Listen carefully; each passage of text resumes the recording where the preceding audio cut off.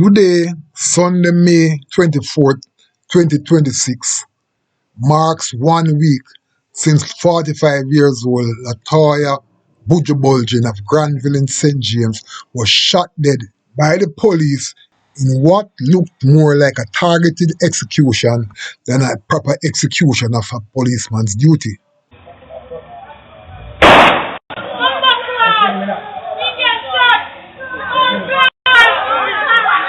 Regardless of how many times you watch a video of the fatal shooting, the only one logical conclusion: something went wrong, terribly wrong, in that incident. While some unknown persons have been trying to smear Bulgin's character by posting unsavory things about her on social media, the truth is the vast majority of persons who have seen the video strongly believe that there was no justification for the shooting. It is therefore no wonder that the top leadership of Jamaica's national security is yet to come out with a conclusive statement giving an official version of what took place. I have visited Granville in my capacity as a journalist, and nothing I've heard has been complimentary in regards to the conduct of the police in the community. As from all indication, it is all fear and no trust. And like their Member of Parliament, Marlene Mallow Fort, they are convinced that something is wrong here that requires a serious investigation. I'm not one to jump to hasty conclusion, and I do believe in process and investigation, but based on what I've observed on the scene, the Commissioner will have to take immediate action in relation to the officer in this matter. Well, I think this one doesn't look so good. For context, I am going to read a story I wrote for the Gleaner, which was published on May 19, 2026, under the headline, Fear and Fury, Tension Boils Over in Granville as Outraged Community Demands Justice After Police Killing. It reads as follows. Tensions flared in Granville, St. James on Monday as angry residents mounted fire roadblocks to protest the fatal police shooting of 45 years old Lotoya Buju under controversial circumstances.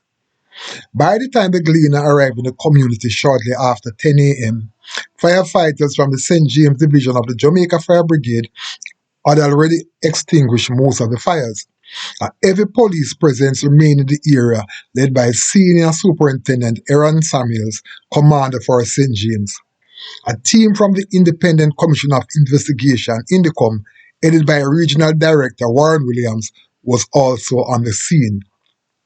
Residents, many of whom spoke with visible fear, anger and disbelief, insist that Bulgin was killed in cold blood during an encounter with the police on Sunday.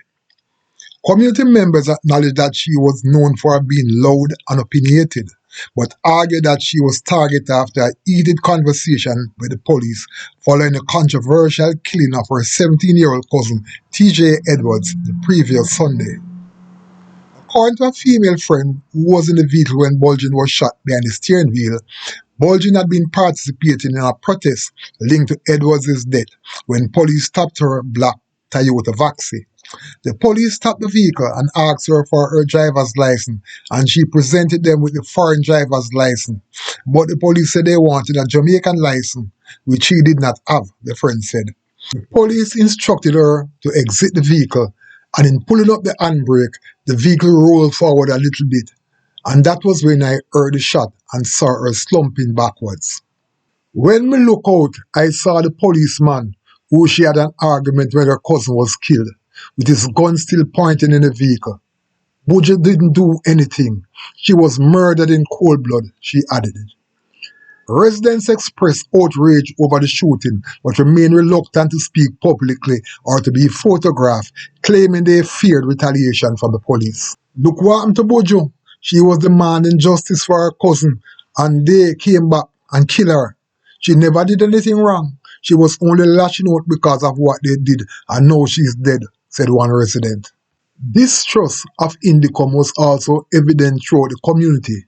with several residents claiming previous investigations had yielded little accountability. We know not within the come.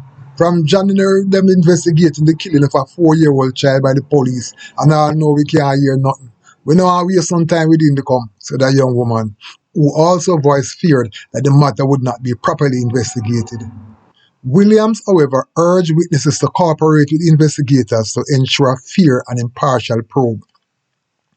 We are urging the persons who witnessed the incident to come forward and to have us record their statement, because while the videos from the incidents are out there, their statement will add context, said Williams, who recently assumed responsibility for Indicom's Western Jamaica operations. Councillor Michael Troop, who represents Granville in the St. James Municipal Corporation, was present when the shooting took place, and he said that he intended to provide statements to Indicom and is encouraging other residents to do so despite their fears. Well, we're going to have a meeting with the Indicom and the police.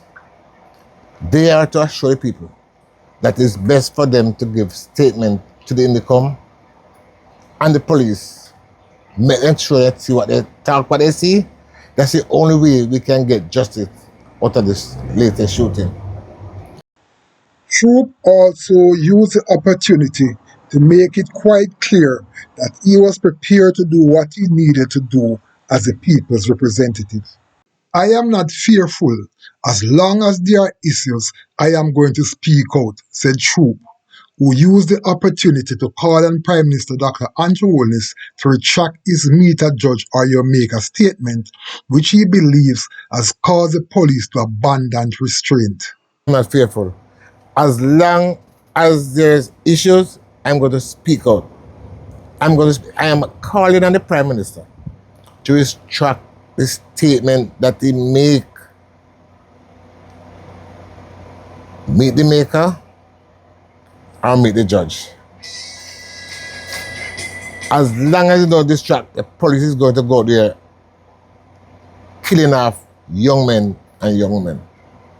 In February 2025, Holness had made a statement while warning Jamaicans who returned to the island with criminal intentions that it would not be business as usual. Let me be clear to you that this is not the Jamaica that you left 10 or 20 years ago.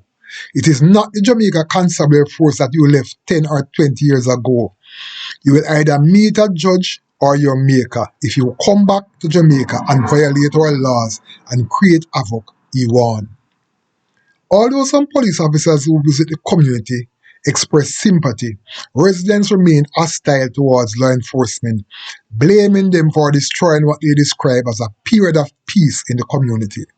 After many years of war and friction, the community is finally at peace. And just as we start to enjoy the peace, here comes the police terrorizing us. We are traumatized and living in fear as everyone is wondering who will be next, said a young woman. Even the little children are traumatized. This is no way to live. Thank God for our MP Marlene Mallow Fort, because she had the courage to speak out after what they did to Buju. Buju never deserved it. Like many of the residents, Troop believe Bulgon was marked for death. She was marked for death. Because in the Mother's Day incident, she picked up a spank shell and put it in her whatever, and then what she put it in front, and the police wanted that she never give it to her, give it to them. Yesterday, the same policeman came back and attacked the girl and said, "You remember what happened the last time?" So she was marked for death. While this incident has seemingly jolted the conscience of the nation, causing the church and other groups to come out in condemning what appears to be the trigger-happy modus operandi of the police, there appears to be a genuine fear that, like many controversial police shootings in the past, nothing will come of this one, and it too will go the way of a 9-day wonder. It is against that background that many are welcoming the concerns being raised by international human rights groups about the incident. The Inter-American Commission on Human Rights says it is deeply concerned about the death of Lotoya Buju, the woman who was shot by the police in Granville St. James last week. As fear continues to grip the Granville community, and residents are wondering who will be next, Troop is convinced that other residents are marked for death. You see the way that the little talk, the person that going to shoot her? No.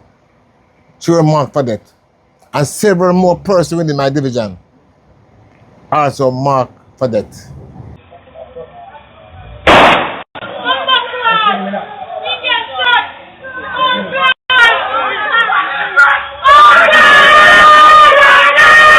Based on what I've observed on the scene, the commissioner will have to take immediate action in relation to the officer in this matter. I think this one doesn't look so good.